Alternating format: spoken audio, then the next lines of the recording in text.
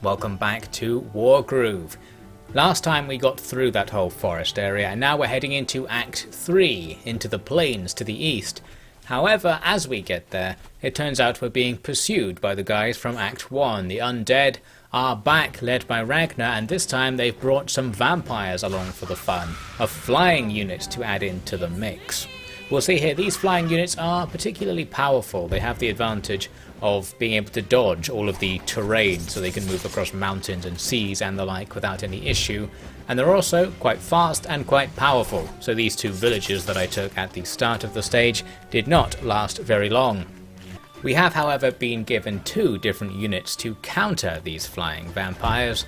One is the Alchemist unit, a mage type thing that shoots lightning and easily takes the enemy out in one hit. That's one unit down. The other thing we have is a Ballista. The Ballista is pretty much an anti-air version of the Trebuchet. It has long range and it can't move and attack in the same turn.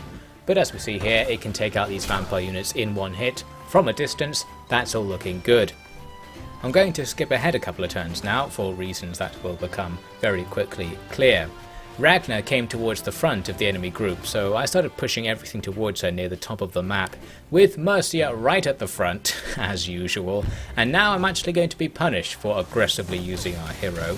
I get hit by a critical strike from the enemy alchemists.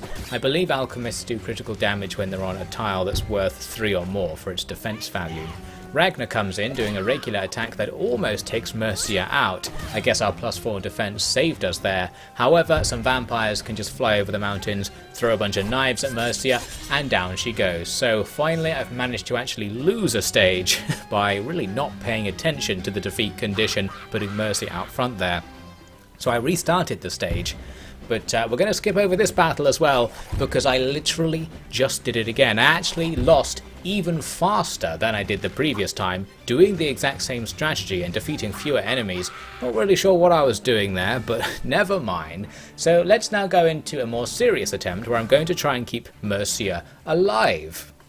Our first priority in the mission is to take down the enemy's vampires. They start off with 6 units of these things that pretty much just rush you at the start, so need to just use our 2 alchemist units and our ballista unit to do as much damage as possible. We already destroyed one in the north, the ballista there takes out another one. I could move forward here and attack this other vampire unit, but I'm mindful of the fact that the alchemists who go forward to do it will then get cavalry charged by the cav back there. Despite my misgivings, after considering it, I eventually did go for this attack. Not really sure if it was the right thing to do, but as ever I just go for the aggressive option when in doubt to see what happens. So while we take out those vampires, we're also going to lose our anti-vampire unit, which could be an issue. There are more vampires still out on the field, but with the ballista in that area we still have some defense locally. Those vampires waste their turn killing that basically dead village, so while we'll lose some money, we can now shoot it with a ballista and easily recap the village in our turn. No other significant attacks are made, so now it's our turn. Our archers can get a critical strike on those cav to start taking them down, and now Mercia is going to run forwards and once again be right at the front, but this time a little bit more safely. Not only are there fewer enemies nearby, but I'm going to put these swords right in front of her. That gives them, by the way, the critical attack bonus against those dogs, meaning they can do quite well even though they generally suck. We recap the village to act as a distraction there on the front lines, and as it turns out, the enemy vampires are now kind of ignoring Mercia. Maybe they're scripted to focus on going north, since that's what they did in the previous 2 attempts as well. As a result, we're just taking them down. They haven't managed to get into range to attack anything before our alchemists can strike. Now there's only 1 left at this point, and as it happens, that one is not going to prove much of an issue. My strategy right now was to move forwards in the south and backwards in the north. Since so much enemy stuff is concentrated in the north, they're going to have limited options then and not be able to do too much damage to us in their turn. They do instantly wipe out my swords with their alchemists, which is always sad to see, but then the reverse happens. Their swords attack my alchemists. They'll get the first strike, but swords are sufficiently bad that the alchemists can strike back and basically take them out. The rest of their moves are non-offensive ones. You might note that Ragnar is staying towards the back this time, so we're not going to get a chance for an early win by just swarming her and taking her out. You may also note that the enemy vampire moving up in the north happens to be in range of this ballista, has the same range as the trebuchet 5 tiles, so we take a shot and that's a one-hit kill. There we have it, all of the vampires have now been taken out. However, they can recruit more from that island down to the south part of the map, so we still have to be on the lookout and keep our anti-air units around. With things starting to lighten up, Mercia can charge forwards and once again be at the very front, which is kind of handy. She's a very powerful offensive unit, so while it's risky, I do like to try and be offensive with the hero. Plus they regen health, so it's nice to use them as tanks. Speaking of regenning health, here's one ability the alchemists have. They can heal other units. Looks like it also heals units adjacent to the one you pick to heal, so that's good to know for the future. I was considering sending this alchemist out to be at the front in the north, damaging those archers, but that would essentially be a sacrificial move because everything to the right of those archers would then swarm the alchemist and take them down. That said, I eventually thought, let's do it. Another case of just throwing guys out very aggressively. It's not so bad with alchemists because they happen to have a very large movement range, so if they die at the front you can replace them more easily than swords or especially pikes. And yes, they do go down to a cav charge right away, and the other units nearby waste time decapping the village. We spot that the enemy have spawned a giant unit just like the Ents from last time. That's annoying because it's going to force me to try and get a treb out from our position back over to the west, meaning it's going to take us a while to face the giant in the way we've been previously shown to do by the game, using trebs at maximum range, especially since we don't have the money to buy them right now. However, there are other options that we can consider to deal with it. Our ballista, by the way, can actually fire at land units while it's an anti-air thing. It can do a little bit of damage to regular units, so we clear a path there for our alchemists to damage those dogs in the south, and Mercia is charging in to pointlessly kill that half-dead archery unit. Since we have a turn before the giant gets into range, or a turn before it's one turn away from being in range I should say, we can go on the offensive this turn, and we do quite a lot of damage by the end of it. There are now only a few units in front of us. The main threat was this cav unit, but because it attacks Mercia and she can just tank the damage, that's all fine, and these dogs just kill themselves trying to attack the alchemists. It's starting to look at this point like we have a decent advantage. We have more stuff on the field than the enemy. The enemy have lots of money invested in that giant. There goes our treb coming out onto the field. Won't arrive for a while though. And now I realise that we can fight the giant using Mercia, because Ragnar and the archers, the other units now left on the enemy side, can't attack Mercia this turn, so it's somewhat safe to get absolutely slapped in the face by this giant thing, since Mercia is the only unit that can do significant damage back to such a powerful unit. Very handily, the giant decides to stand in the river for its attack on Mercia. While this doesn't help Mercia at all this turn and she nearly dies, it means the giant now has reduced defences. You take -2 defence when standing in water. That's going to allow us to fire the ballista at it and have it actually do non-negligible damage. Usually the ballista isn't very powerful against land units, as I said, but with that defense debuff, that's something. At least it looks like it's something. And we can even finish off the giant this turn, because these alchemists can move over and wipe it out. I was surprised at how powerful that attack was, and it was now that I discovered I'm getting crit attacks because I'm in a 3 or more defense tile. So it was good to finally work these things out along the way. Now Mercia's looking pretty dead, and it looks like she might just be attacked this turn, so maybe aggression needs to fade away a little bit this time so we don't have a repeat of the first 2 attempts at the mission. I move back and allow the enemy to come up and take out these alchemists instead. They're going to act as a sacrifice here because we can't move them away.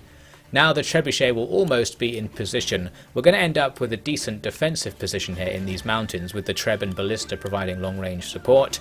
Another vampire's on the way, so the ballista will soon have some work to do. In order to protect Mercia for this turn, I decided to move these 2 pike units to block the enemy's route to the west. It does mean they'll be in huge danger, but it also gives me the opportunity to get a crit attack on Ragnar to reduce her offensive power.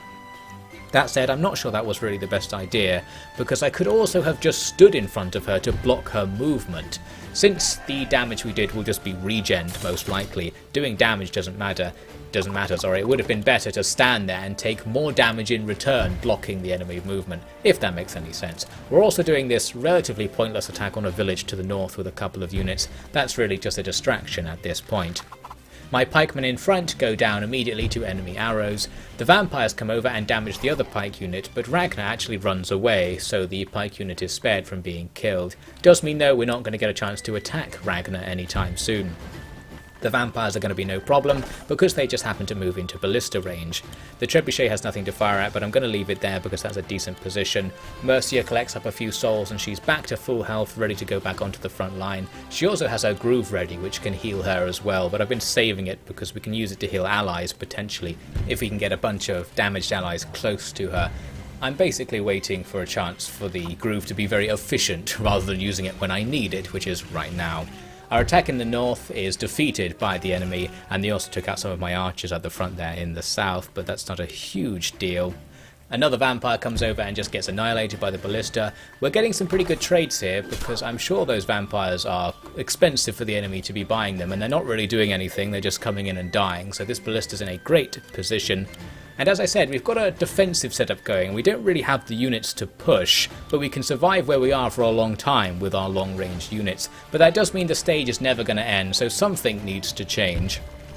I've skipped ahead a couple of turns here. We just sat here grinding down enemies as they ran at us and not really taking much damage actually, thanks to our nice little position and Mercia tanking. But I've now put together something in the north. We've got a couple of units, including some trebs and knights, who may be able to actually make some progress over there. Gonna do a nice dangerous move here with the knights, charging them all the way forwards to take out the dogs. The enemy can walk across the river and attack us there, so we are dangerously close, but just gonna try and get away with it, especially with knights because they're powerful, and indeed, everyone just runs away from that area and the knights survive. Now then, with the treb set up here, we can immediately decap an enemy village. If we edge forwards a little bit more, we can get into range to attack the other enemy buildings and potentially bring this to a close, so that's one gambit we've got going on. In the south, we're also ready to make an attack across that bridge. Our archers clear the way and Mercia is going to lead things, charging forwards to take out these archers in one hit, even though she isn't at full health. That's what we like to see. A nice, potentially powerful enemy unit taken out of the equation, and everything else is too far away to really help. Those dogs can attack us, but they can't do enough to stop us. In the next turn, we've moved up our other siege weapons and can start attacking. Wasting some ballista bolts there, shooting at a village and not doing very much, while our treb takes out the nearby infantry. I could use the treb to take out the village, and I'm still not quite sure what would have been the better decision there. It feels like taking out infantry is the more aggressive decision because it lets you move forwards better, but taking out the village might be the better decision in terms of reducing enemy options and making sure they eventually lose. Anyway, I'm going to fall back a little bit there in the south because a couple of enemy units were in range of Mercia, and apparently I've learned some lessons. I'm not going to leave Mercia out front to tank, even though I think she might have survived that turn. We are going to play things a little bit safe, while also attacking in the north with those cav. I can take quite a lot of health off that village, so if I'm still alive next turn we might be able to finish it off. Some archers do surprising damage to my alchemists across a river, a forest and a mountain there. Very cheeky. Then a couple of units go to attack the knights, with the swordsman managing to get an attack in this turn but not doing all that much. My treb in the north is now in range of things.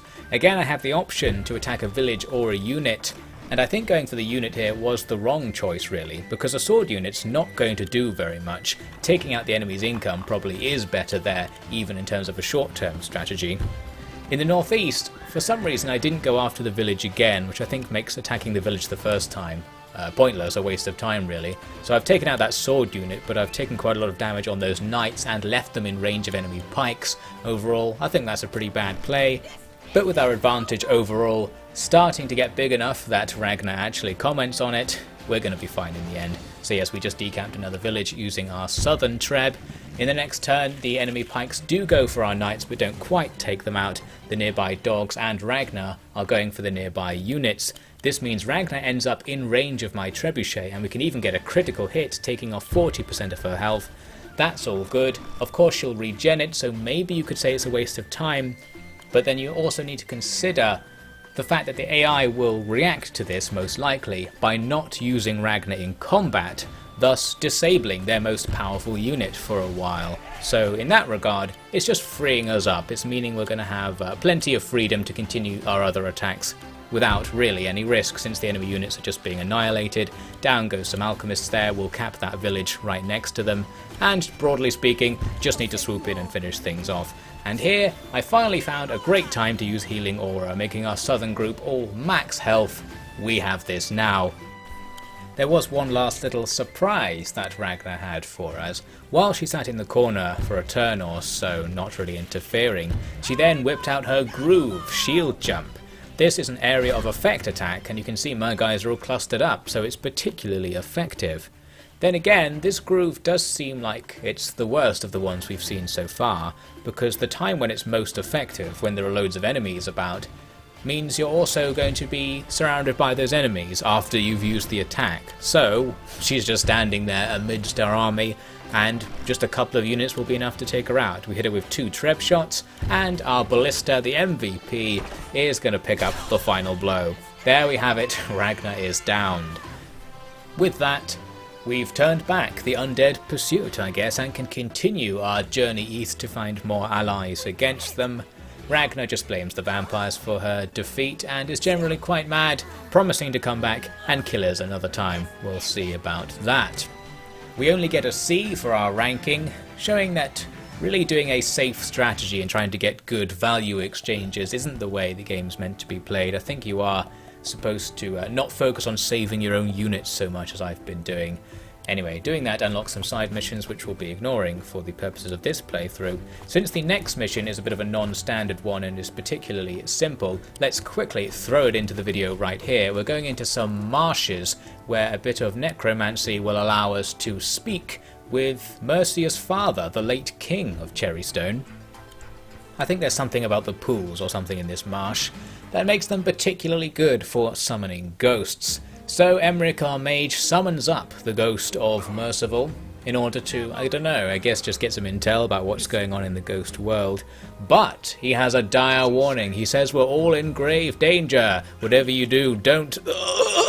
And we're cut off. So we now have to fight through a whole load of spawning enemies. And this isn't a normal stage, they can't respawn or buy new enemies, you just have to take them out and then progress to the next magical pool to get the next part of the King's message of grave danger. I'm not going to focus too much on the fighting because pretty much all of the pools just have the same encounter and I'm going to be doing the same thing every time. We've got a couple of units of alchemists which are particularly useful, not only because they are powerful, but because they can use the heal spell, so while we also can't respawn our men, we can keep them alive as we go through. We can also prioritise using Emmerich as a tank, and because we have to walk quite a long way between the pools, after we defeat the enemies there'll be plenty of time to regen all of his health, so even if he gets down to like below half, it's fine, he'll probably be full by the time the next encounter starts, that's my logic anyway. So yes, we quite easily take out the first few enemies in range as the battle starts, then Emmerich rushes out to tank everything, and with him taking all the damage and dealing a fair bit of damage in return, we can then bring in our additional units to start finishing the job here. Some swords annihilate some pikes thanks to them sitting in the magical marsh, getting a defense debuff, and alchemists can easily kill or nearly kill enemy infantry units, and they are all infantry at the moment. So that's all good, we make it to the next pool. Right, time to get the next part of the message. Apparently, whatever's happening now, the Undead Uprising, started with some events in the past, but that's as far as we get, so far we haven't really learned anything. This next encounter was a bit different because there was a vampire amongst the Mist, and that just meant we had to stay away from it because of its long range. We need to make sure it doesn't attack since it is particularly powerful, and we were successfully able to do that. It ended up sitting on a tile that was in range of an alchemist, so we ran forward and took it out. As for the generic swordsmen and pikemen etc. around the place, no problem with them as before. We move on then to the next pool, and now we do get a bit more of a substantial message. There was apparently a huge war between states on our continent many aeons ago, and at some point during this war, one of the states created a super weapon to try and end the war. It was apparently an evil super weapon, and it also isn't the Infinity Gauntlet thing that the King of the Undead was shown to have earlier, so it's something separate from that.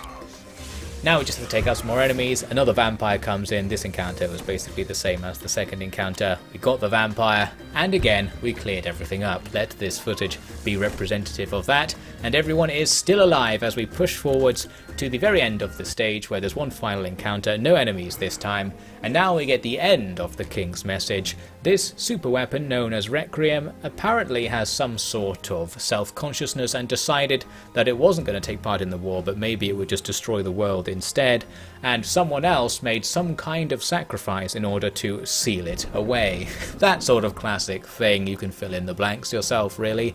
It's still sitting somewhere, sealed in a place called Dragon's Cradle, and it may just be that the undead are looking for it in order to take over the world, or some such thing. The ghost disappears as the magic fades or what have you, and that local statue apparently comes to life, although that's not mentioned again. And after telling Mercia about this whole ordeal, she just says, well, there must have been some reason he told us about that, but we don't really know what it is right now, so we'll just continue with our plan to go to this state called Heavensong to have a war against the undead. As you can see, we didn't lose any men, but we still got the lowest possible ranking. So again, I think it's just showing you really are supposed to just press ahead and not do all the micro and defensive strategies like I've been doing to stay out of range of the enemy all the time and that sort of thing. Anyway, next time a mission that is definitely a difficulty spike, so look forward to that.